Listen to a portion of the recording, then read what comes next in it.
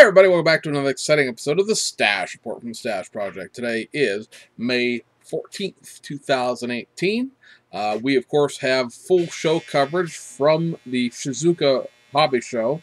Many pictures to show you from the things that were on display there. A few things that were not announced prior to the show, so we have some actual legitimately new announcements to talk about. There are a handful of Japanese kits that came in this week as well. Obviously, everybody over there coming off of a holiday weekend, going into, or a holiday week, for Golden Week, coming into a major show. First 2 days are, vendors and distributors and manufacturers only. The second 2 days is open to the public, and there are a number of the actual model clubs in Japan that display their own work. Model shows in Japan are substantially different than they are here in the United States. They are pretty much what the NNL tried to be, and are successful at it. They are groups of individuals who get together, they buy a table or several tables, and they just display their models. There's not an actual contest to it. It's just, this is me and my club, and here's the stuff we built, and a couple tables of it, and it's very just a friendly display, which is very cool to me. For all of the kvetching and whining about model contests and model shows and how they're unfair and this, that, and the other thing, it'd be very interesting to see if somebody could actually take that concept and bring it to something in the United States. Because even with great big shows like NNL East and Southern NNL Nats and stuff like that, you still have a contest going on there, at least in some format, because there are still some awards given out. No awards at this thing. It was just a display. Yeah, it would be, I think, near to impossible to do. Model clubs in the United States just don't get along with each other well enough to just be like, hey, your club and your club and your club, we'll all just show up, we'll all just hang out and put our stuff on display at our own individual tables, we'll all mill around and socialize and have a good time. I don't think that would work here. There's too many competitive people who claim they're not competitive for that to work. Even within just club architecture, I mean, you look at even just here, where I'm at, we have 2 automotive clubs because the people in the club couldn't get along, and you really cannot. I mean, you can get individuals within the 2 clubs to hang out with each other because, there's friends, that go back and forth that were not involved, but to get the 2 clubs to sit down and do something together, no, there's too many grudges being held by too many people to have that happen, so.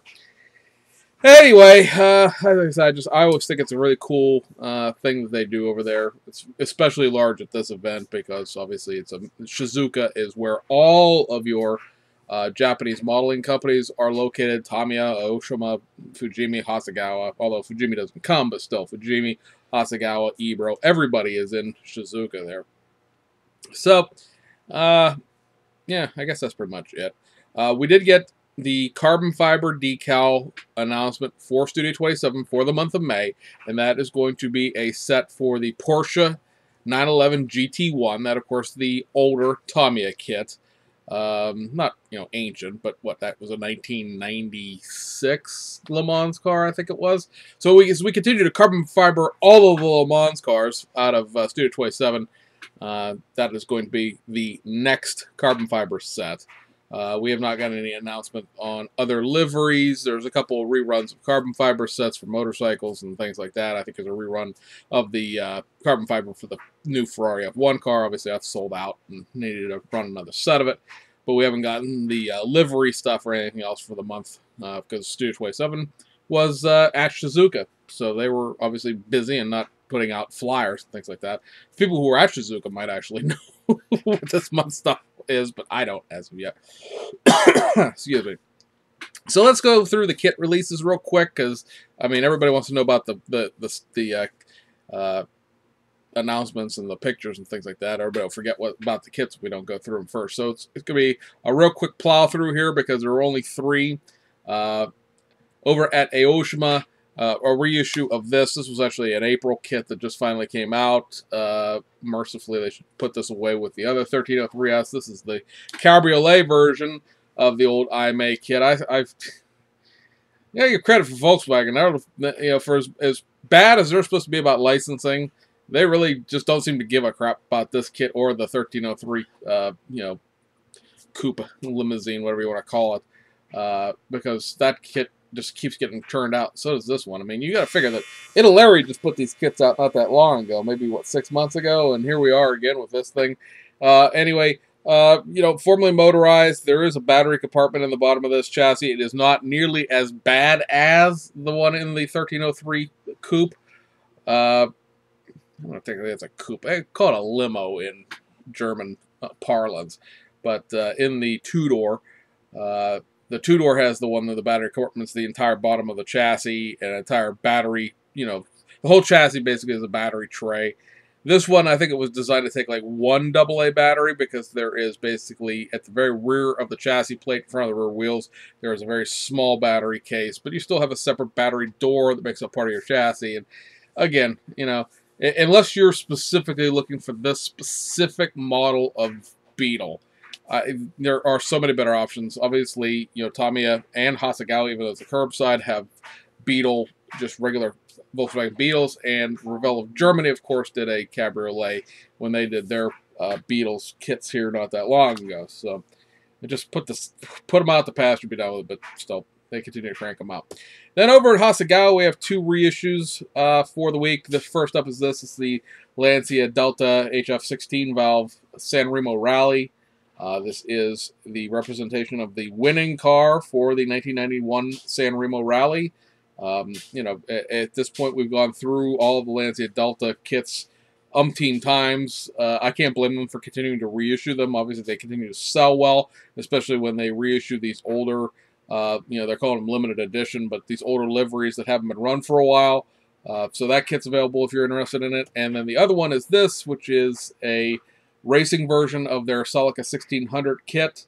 This one for the 1972 All Nippon Suzuka 500 kilometer race. I believe this makes the second place finishing car. You can only build one livery out of it. There's one that's on the box art.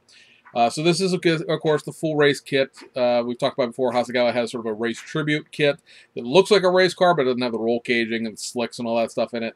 This is legitimately the race car. This would take a little bit of work, I think, to get it to look like this, mainly because the fenders are separate, and even in the instructions, they talk about how the fenders were, blended in with body filler so that they would be, integral to the body rather than look like they've been bolted on.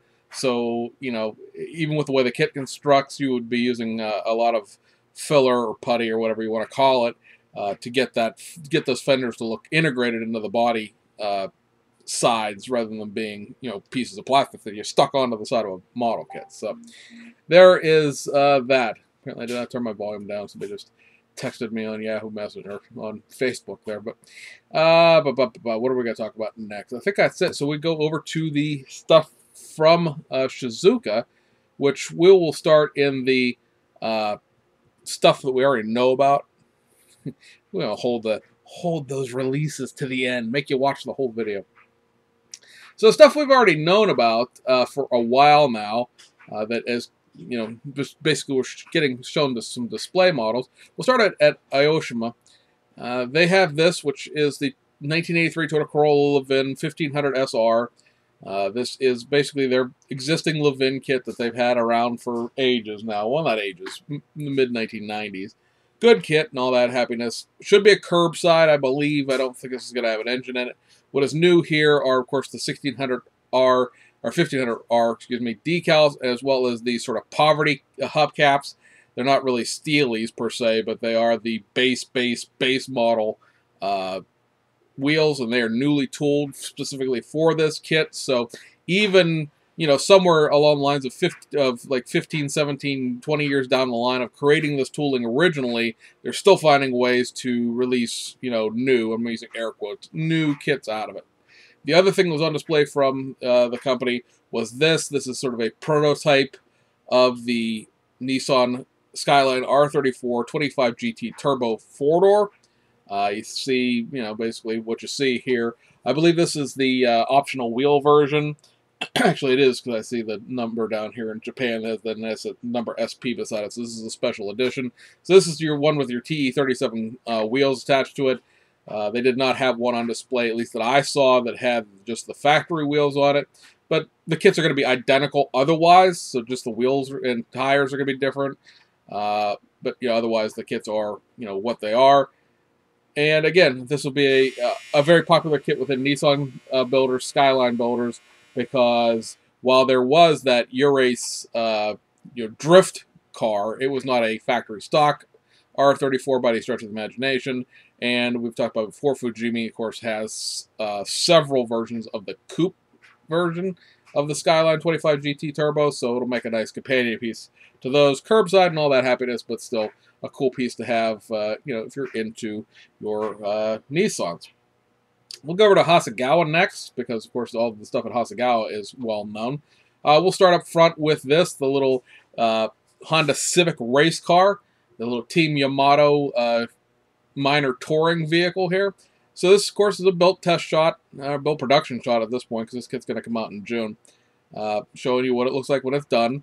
Here are the decals. So it looks like it's pretty much a standard Hasegawa affair at this point, where they are, paint the car one color and the decals will do everything else for you. It'll be interesting to see how the side decals lay over the multiple panels and things like that. But overall, looks pretty good. All the registration looks nice on it. And, again, the kit's right around the corner, so this is a production decal sheet.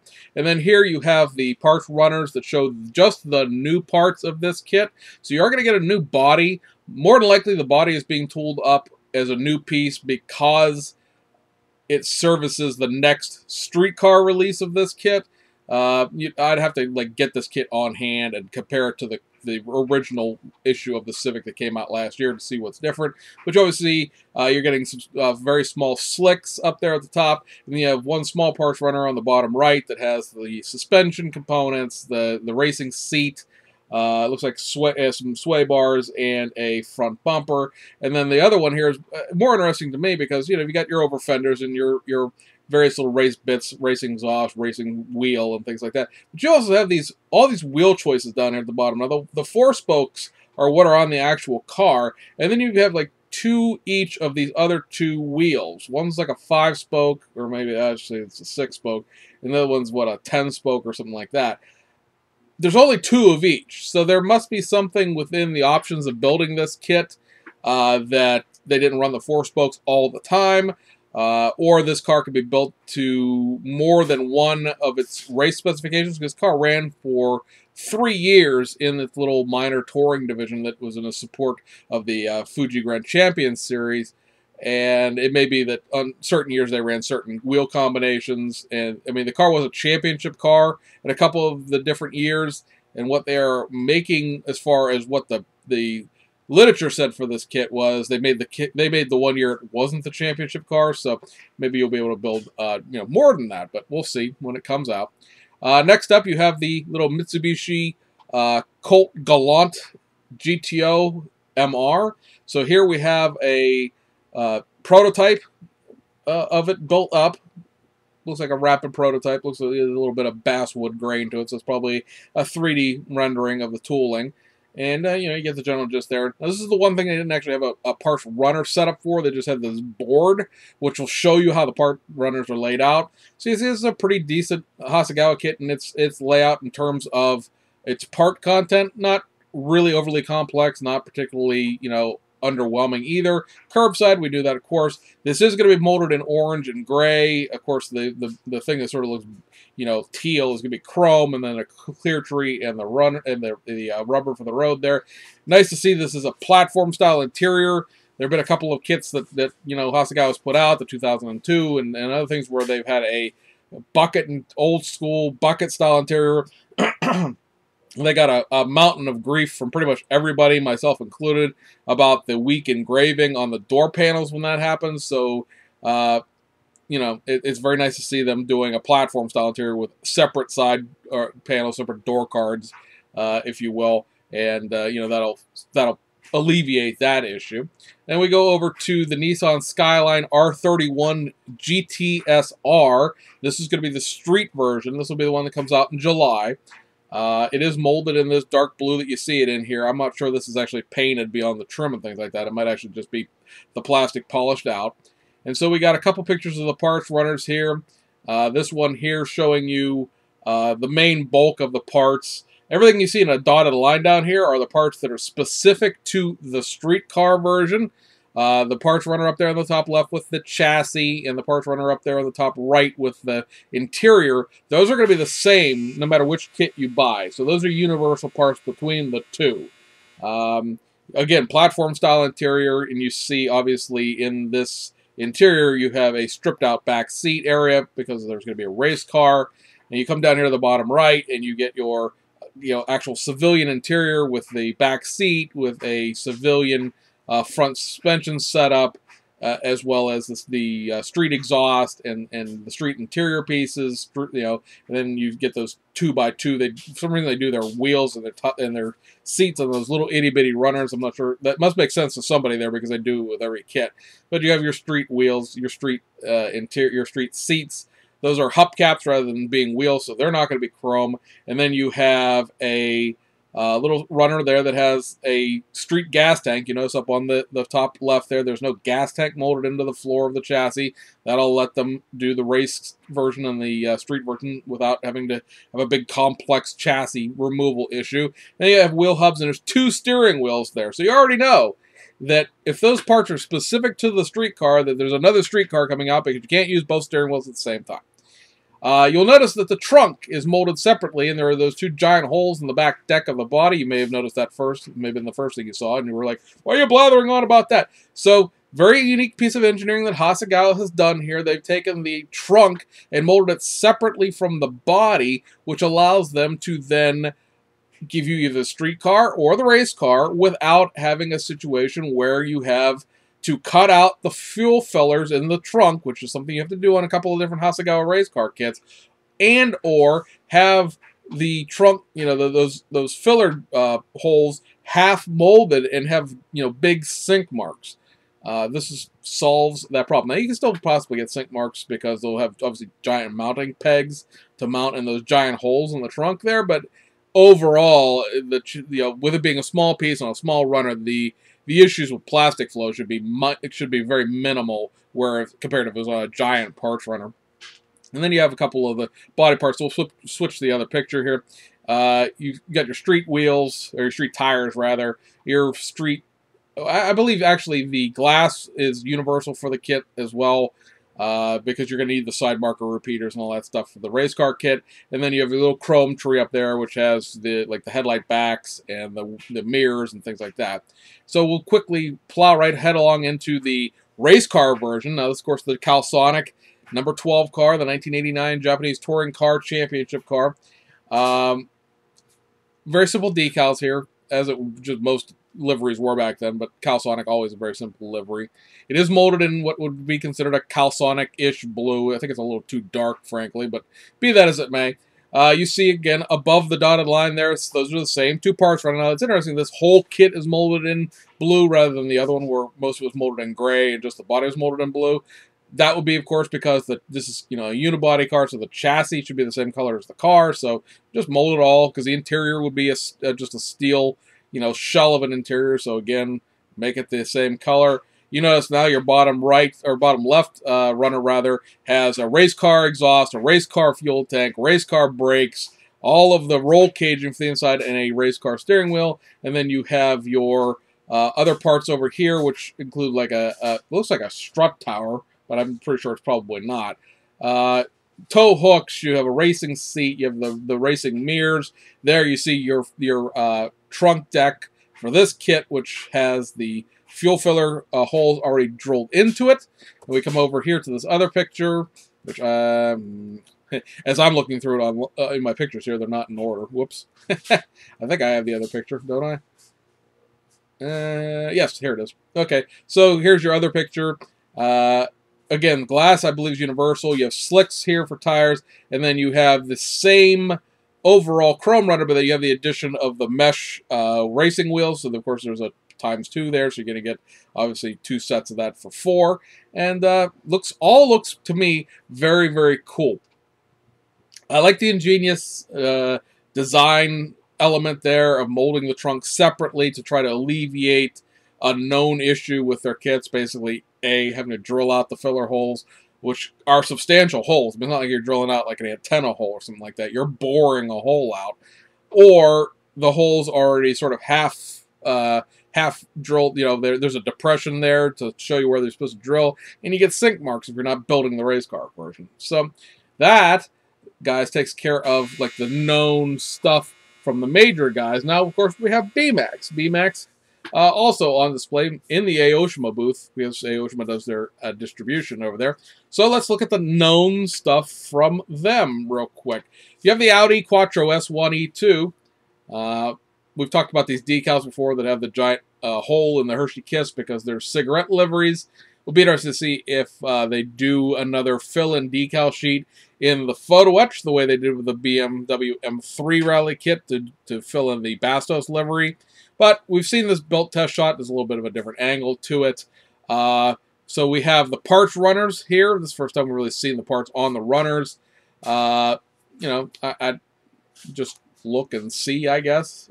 But this is sort of very reminiscent of how Tamiya used to package their kits, where there was one giant runner that had like all the chassis and the interior on it, and then there was a smaller runner that had all of the associated parts for the chassis and the interior. You know, this is the middle runner there has like the drivetrain. Has kind of interesting that the engine is molded separately. However, it's still a curbside, so at least in the detailing sense, you'll be able to paint the engine a great deal easier than you will, say, on the Hasegawa Skylines, where the engine is molded into the chassis itself. But you have like the engines there, the skid plates, the racing interior, or the racing seats and things like that. Interesting, you have four wheels on one runner, and then the spare tire is on the runner with the roll caging. Obviously you get 5 tires here, so this would be a regular rally kit. That's sort of become a thing within the rally community. As far as the model kits manufacturers like Belkit and BMAX, including a real rubber tire for the spare in the cases where it's not just a rim mounted in the back. And then you have your spoilers and you know, all the aerodynamic bits over there on that bottom right and the glass pieces there. The next kit up from BMAX that was shown, of course, is the also known 1/24 scale Porsche 935 Kremer 2. This in the still in the Valiant livery from Peter Gregg. Interested to see this kit built up finally. We've seen pictures of like the chassis built up with the interior on it and the body painted and decal, but this is the first time we've seen it all sandwiched together. So let's take a look at what the parts runner on this thing looks like. Interesting. I like the fact here, you look at the middle runner. What do you got on there? You have the sort of the edge over fenders for the back fenders. That tells you right there that this core body can be used for other things. Expect further Porsches in the future. If you just, you know, if you don't understand, obviously the BMAX would do that in the first place, understand that they will be. I love the great big back meaty slicks that are on these old Group 5 cars. So the back wheels on these things are ridiculously deep. But overall, it's, you know, it's platform interior, curbside, motors molded into the chassis, pretty much like every modern Porsche, maybe the 934 Porsche that Revell Germany did here recently. But everybody else has done this. I know a lot of people complain, but be that as it may. Of course, a lot of people complain that the trunk is separate and the whale tail is separate. That, again, like the fenders being separate, are so we can use this kit again for another variation without it becoming a major investment of creating a whole new body tool and everything else. So, you get the gist there. And then the last thing was on display was the Lancia Delta S4. This showing the 3-piece bodies. Now, interesting here, these are in plastic. The last time we saw this in that sort of built-up mock-up, it was sort of a 3D render, a very early prototype. This looks like they've made the next tooling adjustment as far as the molds go, and they have an injected version of the kit here. See, the body still broke down into 3 pieces like it was the last time. And here now we have the parts runners for the rest of the kit. Now, the last time we saw this, there were no parts runners. It was just a bunch of random parts scattered around. So you do see here on your bottom left corner there, you do have the full engine. It is it does have a block and everything. So this is, of course, a full detail kit. First, I've seen a couple people say it's first full detail kit from BMAX. That's not technically true because they have done the 2 F1 cars, the MP4 and the Brabham. But this will be the first 1/24th scale full detail kit from BMAX. And, you know, you get the overall gist here. You got your interior pieces there on the second one from the left, wheels down here on the bottom right, brakes and suspension. In the middle, wheels, polycaps. Interesting that this does not have a fifth wheel that I see. Probably didn't carry one. Group B cars went too fast. If you ran them off the road, that was it. They probably kill you, first of all. But then up there at the top right, you get your chassis pan and the sort of interior that has the back half of the space frame molded to it, and clear pieces and everything else. So looks like it should be an interesting one. It also looks like there's a clear piece on the runner there that would basically be the skid plate that goes on the bottom of the chassis. Interesting is molded in clear, gives you sort of, I guess, the option to leave it open and display the transaxle and everything else like that. So, you know, sort of like a little Tamiya-esque move there. Tamiya, you know, used to love to include clear bottom splitter plates on things like the 360 Modena and the 360 Spider and a few other Ferraris where, you know, oh, we don't want to close up all of that, you know, suspension and engine you just built. Here's a clear bottom. No, thanks. I'll paint that black. But there's that. Now, BMAX was one of the companies that had a couple of new things to announce, which apparently I downloaded the same thing twice, but not what I actually wanted to show you. All right, well, I will, when I put this in post-production, have to get pictures, but I'm going to pretend like I have them and say they were 2 new releases, and they are 2 Mitsubishis. Probably not something a lot of people were expecting. And they are two variants here. One is going to be a touring car, and one is going to be a rally car. Now, the touring car could be a rally car if they wanted to make it into one at a later date. So first up, the touring car. It is a Group A, basically be early to mid-late. Wow, that was a lot harder than it needed to be to say. Mid-late 1980s Mitsubishi Starion. This, of course, would be the Chrysler Conquest if you are a U.S. resident, but it is the Starion over there in the fine land of Japan. This was a very, very, very popular Group A car over there. Ran JTCC, ran Gia Race of Macau. I believe it ran into possibly the British Touring Car Championship. It was a very, very successful car in the SCCA here in the United States. That, of course, would require a left-hand drive, dashboard, and wiper setup. This kit is showing a right-hand drive Japanese layout. This plugs yet another hole in my Japanese touring car collection. We'll plug another hole in my Gia Race of Macau collection. I couldn't be happier. Other than it being something I wanted more like a Mercedes-Benz E190, but for what it is, I'll take it. There was a Group A rally car, tarmac rally car, that was also run. And Mitsubishi was working on a 4-wheel drive Group B prototype car that they could also make out of this if they wanted to. But that car never saw the light of day, because Group B ended prior to it ever being getting out of the prototype stages. So it'll be interesting to see what else they have planned for this. Obviously, nothing BMAX does is a one run and done issue. So it'll be interesting to see if there's other race car versions as far as the street car, or not street car, but as far as Group A touring goes, or if the next version would be a rally car. And speaking of Mitsubishi rally cars, there's also this, which is the Mitsubishi Lancer. Now, this is not a Colt Lancer. This is the Lancer when it was on its own platform. This is a second-gen Lancer from like the late 1980s, or late 1970s to the very beginning of the 1980s. Body designation here will be an A175 for anybody who cares about that part. Now, a lot of people say, you say Gen 2 Lancer, they immediately think of the Evo 2. Oh, no. This is way, way before that, if you can't tell by the body. This was a, a car that was run sort of... It's kind of an interesting rally choice, to be honest, because it was not something that was necessarily factory-sponsored. Now, you can dig around online and find rally art liveried versions of this, so it had factory support, but it was not like a works car. There's got to be a couple of different things they can do with this, obviously, for them to create it. As far as I know, it wasn't a touring car or anything else like that. It was just done in rally. So, anyway, it's a very interesting choice. BMAX continues to crank out things that fall under the category of, well, I didn't expect to see that.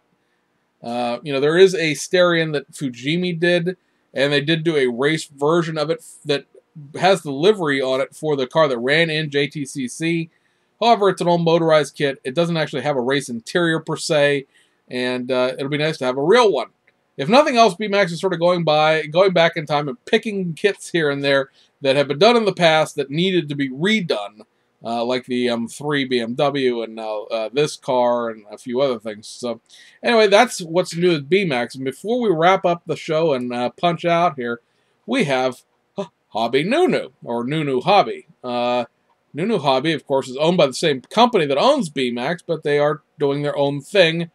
Because basically they're a contractor for Platts. We finally worked out how that worked by talking to a few Japanese friends. Basically, Platts is footing the bill and contracted out to BMAX to run their kits. Well, BMAX didn't want to run their own kits underneath their own name and have Platts sell them, so they sort of created this shell company, if you will, to do their production for them, and then, it'd be Platts Nunu Hobby is, how they're going to be sold and designated.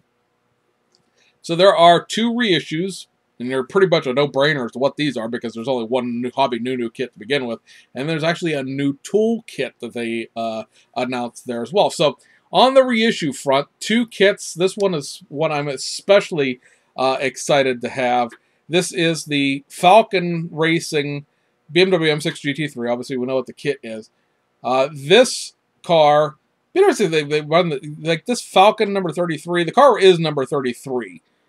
But that is not, that's like a promotional picture, right? That's not how the car would run in a race. It wouldn't have that livery on it. And it shows up there like a 2018 livery. And we just got out of the 24 Hours of Nürburgring, yesterday afternoon, and that's not the livery that it had on then either. So that's also like a prototype promotional livery. It'd be nice to see when this kit actually comes out, and they're saying June. I've seen it on pre-order in places in Hong Kong for July 2nd, so that's close enough. If they're going to run a Nuremberg livery with it, because the reason why this kit is significant to a race car builder's perspective, and why I'm happy to have it, is you see those front vents over the wheel there up front? Those fender vents are specific to the Nürburgring as far as the long course goes. The cars that run VLN, the cars that run ADAC when it's actually there and not on the Grand Prix circuit, and as well as, of course, the 24 Hours of Nürburgring, require those fender vents, I'm assuming, for brake cooling, because they're not attached to anything in the engine. If you wanted to build any of the cars from 2016, 2017, or 2018 from the 24 Hours of Nürburgring, which, yes, are limited as time goes on. The BMW M6 is one of those cars that has ebbed and flowed in popularity over the 3 years it's been in existence. You're looking at, this year, it was Falcon, I believe Schubert had their cars out, and then also Falcon, or Row Racing had their 2 cars, and nobody did it. The Falcon cars actually what finished the highest overall. The 2 row cars, one wrecked out, one had mechanical, and I'm not exactly sure what happened to the Schubert car, because it wasn't there towards the end of the race. I went to bed last night at about the 8-hour mark and came back to a fog red flag. But it'll be interesting to see if they run the legitimate, 24 Hours of Nürburgring, or if they're going to run this weird promotional livery. It'd be kind of disappointing if there's not real promotional livery. This is about, 5/7 of the Nürburgring livery. I mean, you don't need a whole bunch of associate sponsorships and the different number of placards, but having the kit with those fender vents is probably like the thing. I could care less about the livery. We can replace the livery. Give me the car with the fender vents. Very interesting thing to keep in mind here, that little Falcon shaking the hand with the Hobby Nunu thing. That'll come into play here in a second. The other version of this kit that's going to be reissued is this, which is the Team Italia Blancpain 2016 Monza 3-hour car. This is scheduled to come out in August. And what are we doing here? What's this? Okay, so this kit is going to have what I believe, because it does say new parts, it's going to have plates to put over the driving fog lights on the lower front air dam. That may be seeming like a very insignificant thing, and it probably in reality is. However, rather than putting a painting the lens cover black or putting a carbon fiber on the actual lens cover. They're going to give you an injected molded piece to put over that. Is it going to justify the sales on it? I don't know if it will or not. They are going to reissue the original one, the Raw Racing one, because that one's been out of production for a little while. It did, obviously it actually sold out as far as, the guys at BMAX had in stock. So that's a promising sign, and probably why you see 2 reissues come out. So, again, if you're really, really into Blancpain and GT3 racing in general, it's great to have these kits out. Hopefully one of the 2 of these kits is going to have a regular windshield and not that goofy Blancpain position indicator windshield. The problem with the 24-hour Nürburgring car, if they did a legitimate 24-hour Nürburgring car, is, well, the 24-hour Nürburgring car has a counter up there too. Not the same style that's in the Blancpain kit, but it still has a counter up there. All right, so moving on to the new toolkit, because that's what everybody cares about. They give 2 craps about those other M6s, and then is this. The Porsche 911 GT3R. Somebody told me this looks like a cross between a Toad and a Lotus Elise, which I can see. Be that as it may, it's still a thing. This will be the 2016 to 2018 racing season car. Obviously, obviously, you don't follow GT3 racing. Porsche announced the next generation car at Nürburgring this weekend, but that doesn't start racing until 2019. Of interest in the 24 Hours of Nürburgring, sorry if you haven't seen the race, tough titties, it's Monday now, the Porsche 911 GT3R won the race after hitting everything but the pace car.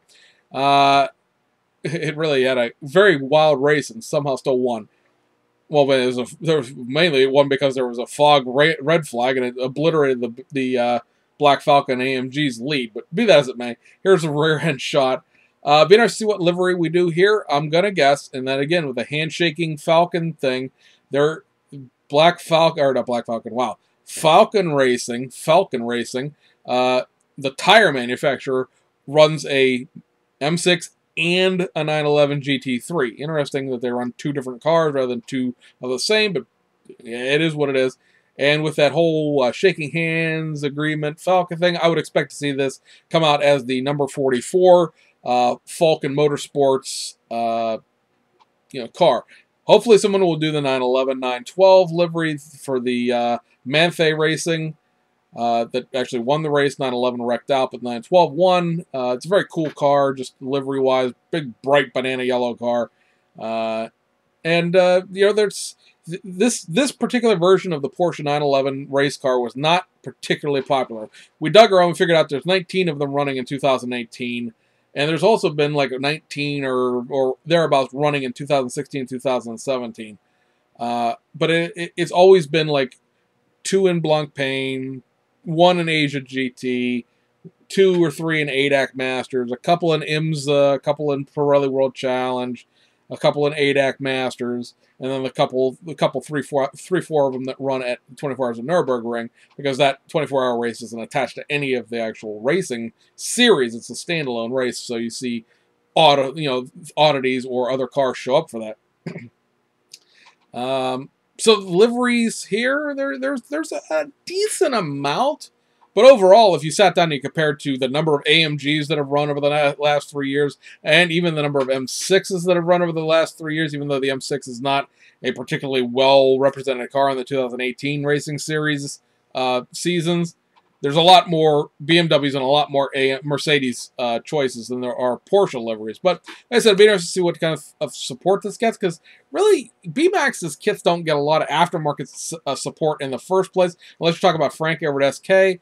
Studio 27 has done a M6 carbon fiber decal set.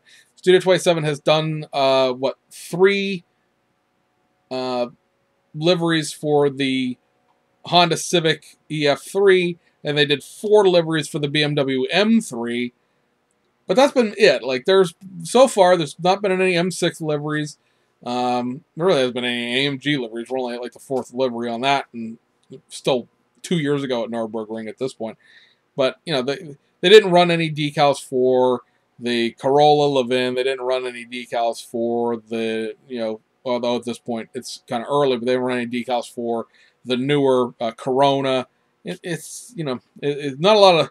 I don't know if we're not making it's a Japanese thing, like Japanese maker didn't make it, so we're not going to make decals for it, or they just don't think other liveries for the cars would be a sales success. And I think with the limited runs the Studio 27 does, almost anything they make in a livery would sell out at least one run of the decal run. But I'm not in charge, so I don't get to make that decision. Very interesting in the background of the Porsche shots. The Model Blau trophy was back there, and that's the Kid of the Year thing given out by that German modeling magazine. And for all of the grief that the M6 has gotten over the course of its existence in terms of the way it fits together and various other things, it's very interesting to see that apparently 2017 was such a crappy year that was the kit that won the Model of the Year. I don't know. Or it's not that bad to build. I don't know. I haven't got around to building any of mine yet. I'll pick up at least one each of the Sprint car, the Sprint Series car, and the Nürburgring car. Probably actually pick up a couple of Nürburgring cars once I know what kind of windshield it has in it. Because really having a blank windshield and not using the fender vents, because the fender vents, if you don't have one of these kits already, the fender vents are already sort of half cut into the body. Fortunately, there aren't any sink marks there, but it's one of those deals where if you flip the body over and you look at the underside of the fenders, there's a big indentation for where you cut out to put the fender vents in.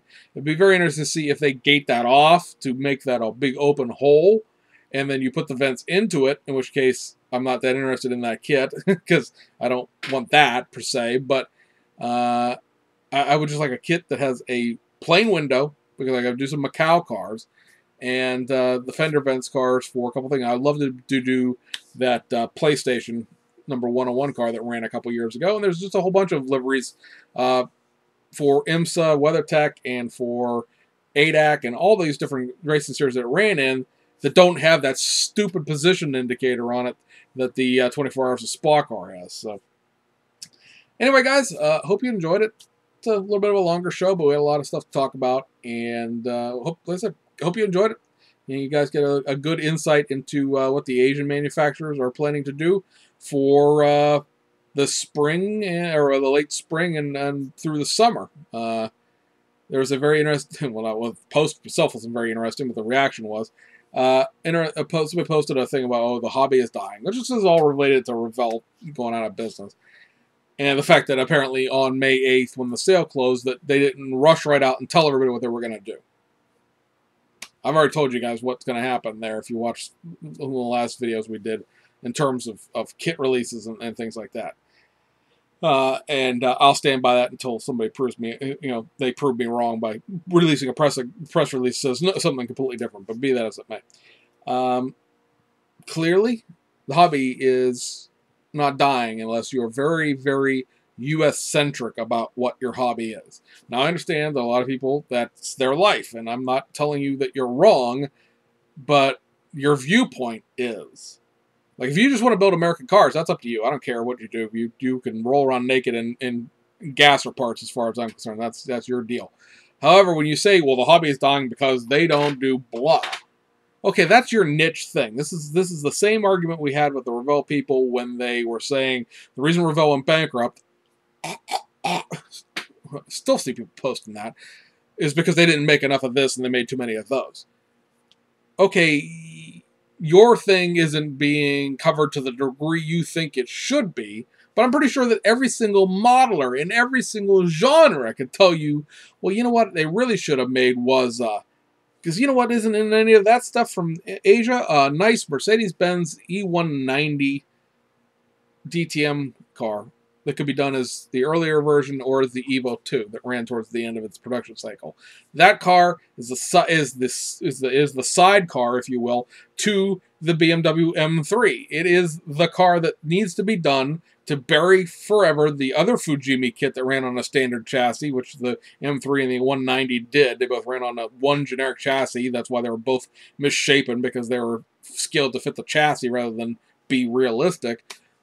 But that's not in there. But I'm not going to sit here and tell you, well, you know what, since I can't have the touring car that I want, the hobby is dying. You know, they made these stupid Mitsubishi Rally car and these goofy Nissan that nobody wants. And, you know, if they would just make a Mercedes-Benz DTM car, then, you know, BMAX would make like millions of dollars. And they're going to go bankrupt otherwise. The hobby is very strong in Europe. The hobby is very strong in Asia, and not just Japan, but Asia in general. The one thing about a lot of Asia, let's face it, is the fact that it is, you know, growing out of a third world country status. I mean, for all of the, you know, bluster this, that, bluster that about China, there's a lot of middle class in China that didn't exist 25 years ago. And they have disposable income now, and they're into building model cars because that's just one of those things. And, you know, very much in Indonesia, very much in Malaysia, very much in South Asia in general. And again, in Europe, there's even a pretty good following in, you know, in Russia and stuff like that. So the hobby's not dying. The hobby isn't on its way out. The fact that Revell got sold and so did Mobius and AMT, although AMT doesn't crank out old reissues, doesn't mean the hobby's dying. It is constantly evolving. It has to constantly evolve. When you see the hobby go static, that is when bad things happen. And we've seen bad things happen at least twice in the history of the hobby. One was in the 1970s, and then the second time was in the late 1990s. You do not want the hobby to be static. You do not want it to just sit there and fester and hope that hope that something happens to change it. You want it to, you know, whether or not you appreciate the changes or not is, again, up to you. But for the most part, almost every single person, especially who watches this channel, are A, not the people complaining in the first place, but B, also have a very large collection of model kits that you can just shut up and go build. You know, right now, every model manufacturer in the entire world could go out of business. And it would take me, you know, and if you sat around and went, okay, well, I have this many model kits, and, you know, if I built, you know, let's say 2 a month, let me get my calculator out here and put the right number in because I just shorted myself by 1,000 kits. And I built 2 a month, so that's like 24 a year. It would take me 46 years to build every model kit that I have. I might be alive that long. But, yeah, I haven't built 2 model kits in a year, let alone 2 model kits in a month. So, yeah, you know, it is what it is. Hobby is not dying. Hobby is evolving. Hobby will always evolve. Really, in the end, it's up to you to decide whether or not you're going to come along for the ride or just stick in the mud. See you guys on the other side.